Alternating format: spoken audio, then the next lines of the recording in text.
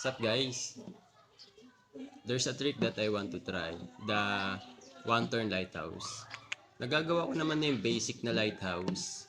Pero ito kasing one-turn lighthouse, mas need nito ng more balance. Kaya tatry natin ngayon kung makakailang attempts tayo bago ko magawa tong tricks na to. Or pag inalat-alat, baka abutin ng next day. Pero sana magawa natin agad. Sige, try natin.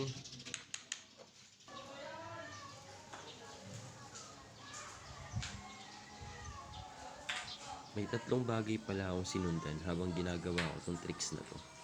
Unang-una, patience. Kailangan mo talaga ng mahabang pasensya sa kahit anong tricks na ginagawa mo kasi hindi mo naman talaga siya agad-agad makukuha. Pangalawa, think you're about to do it. Isipin mo na malapit mo na siyang makuha. Kasi nakakatulong tong i-boost yung sarili mo na pursigihing magawa yung tricks na gusto mong gawin. Lastly, learn from your error. Sa bawat pagkakamali mo, isipin mo kung saan ka nagka-error. Mas mapag-aralan mo kung ano yung dapat mong gawin. Nang sa ganun, mas ma-master mo or mas magawa mo yung tricks na gusto mong gawin. Dagdag ko rin yung tiyaga.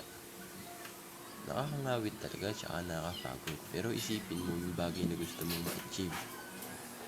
Kailangan mo talagang tiyagain. Hanggang sa magawa mo. Kasi once na magawa mo, nakakatuwa siya. Ang saya sa pakiramdam. Hanggang sa iisip ka naman ng panibagong tricks na aralin. Tuloy-tuloy lang.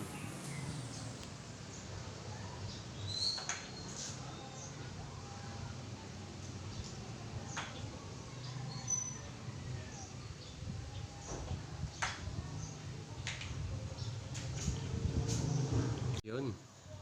Sa 35 na attempts, nagawa natin siya. Ibig sabihin, kayang-kaya. Grind na lang para mas maging consistent nating nagagawa yung one-turn lighthouse. Yung basic lighthouse nga pala, marami nang nagtuturo niyan. Especially yung kay Sweet Kendama tsaka yung kay Medyo Christ. Andyan yung link nila sa taas. Try nyo lang kung gusto nyo matuto ng lighthouse. Yung one-turn lighthouse kasi mahirap talaga siya, especially sa ating mga beginner pa lang sa paglalaro ng kendama. Pero sa consistent nating pagpa-practice, magagawa din natin yan kung paano din nagagawa ng iba. Tiwala lang sa sarili. Kayang-kaya.